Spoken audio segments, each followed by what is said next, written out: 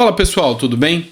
Pessoal, a gente já começa com um editorial aqui com vocês com essa matéria na tela. Matéria do Metrópolis, grande e regular, que trata de uma ação que pode tirar uma pessoa que realmente está fazendo um bom trabalho lá no Congresso Nacional e pode simplesmente perder o mandato.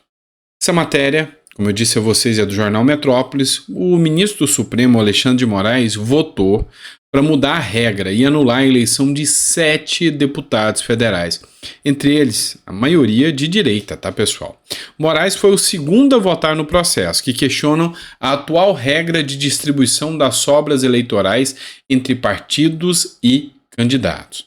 Enfim, o ministro do Supremo Tribunal Federal, Alexandre de Moraes, votou a favor da mudança na regra de distribuição de sobras eleitorais para as vagas da Câmara dos Deputados, com aplicação retroativa às eleições de 2022. Ou seja, a nova regra eles querem aplicar de volta às eleições de 2022 e 7 deputados federais podem perder o mandato.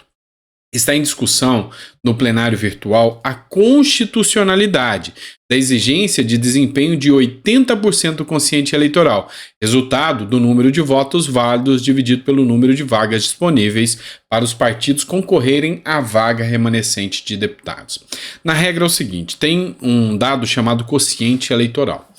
Você tem que entender uma coisa, o voto não é do deputado que elege que recebe o voto, é do partido. Então você pega o número de votos que o partido teve, você vai fazer uma divisão pela quantidade de candidatos que teve, você vai chegar à regra do quociente eleitoral. E aí agora, essa nova regra diz que, no mínimo, você, deputado para ser eleito, tem que tirar pelo menos 80% do valor do quociente. Ou seja, para você entrar, para ter acesso à vaga, ao mandato, você tem que tirar 80%. E o Alexandre de Moraes quer que essa data seja retroativa. Essa matéria aqui é do Poder 360 e ela explica um pouco as ações que podem anular as eleições dos 7 deputados, mas eu peguei aqui para que vocês pudessem entender. Tanto que as ações são 3, todas no STF, estão na mão do Alexandre de Moraes agora, que já deu o voto favorável, já é o segundo voto favorável, e tem a chance de alguns deputados perderem o voto, sim, perderem o mandato, sim. E olha só, Rede, PSB e Podemos, que é centro, né, pessoal? Então, todos esses partidos, mais de centro e esquerda, pediram que seja feita a mudança das sobras eleitorais. E a Procuradoria-Geral da República é a favor da mudança. E assim, são esses aqui os deputados que podem perder o mandato. E eu coloquei aqui para vocês, ó, do Republicanos do Distrito Federal, o Gilvan Máximo, eu vou colocar aqui para vocês a imagem do Gilvan Máximo aqui. O Gilvan Máximo pode perder.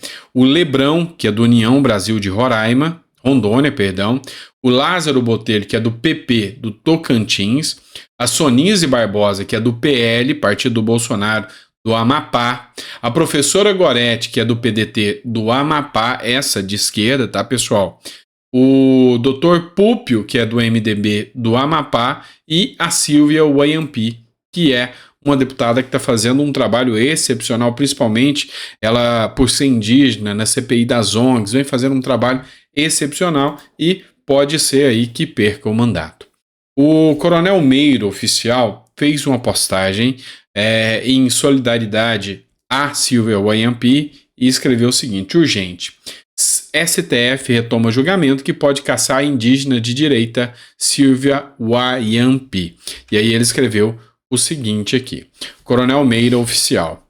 Quero prestar minha solidariedade à minha amiga Silvia Wayampi, que teve seu julgamento retomado no STF na data de hoje, dia 25.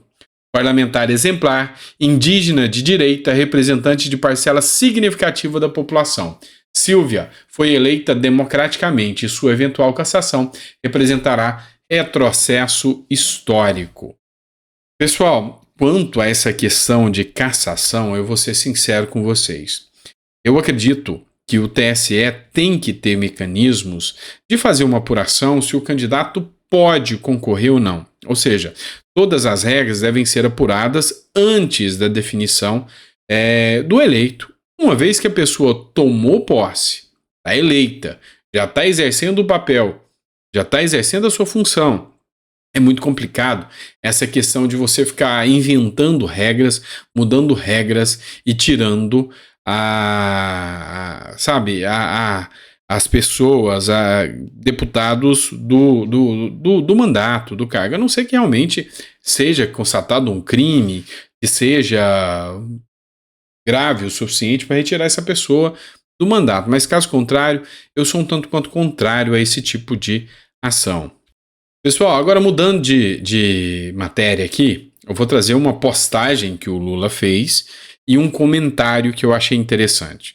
O Lula tirou uma foto ao lado do presidente do Irã, que é o Ebrahim Raisi, e o Irã é considerado uma ditadura sanguinária, um país pobre, não é um país rico, é um país ditador, um país que persegue pessoas, é um país que ameaça os Estados Unidos o tempo todo com guerra, critica o Ocidente, e Lula, mais uma vez, se apequena ao estar do lado desse tipo de ideologia. E aí ele escreve o seguinte: pela primeira vez me reuni com o presidente do Irã, o Ebrahim Raisi, um dos países que ingressa no BRICS a partir de 2024. O Irã foi o maior importador de produtos brasileiros no Oriente Médio em 2022, com quase 4,3 bilhões de dólares em produtos, e deve continuar sendo um parceiro comercial importante para o Brasil nos próximos anos. Entenda, uma coisa é comercialização, outra coisa é alinhamento ideológico. E aí a Renata Barreto, ela fez o seguinte comentário: é isso que Lula vai fazer no exterior, aliar-se a mais ditaduras e elogiar os tiranos e envergonhar o Brasil.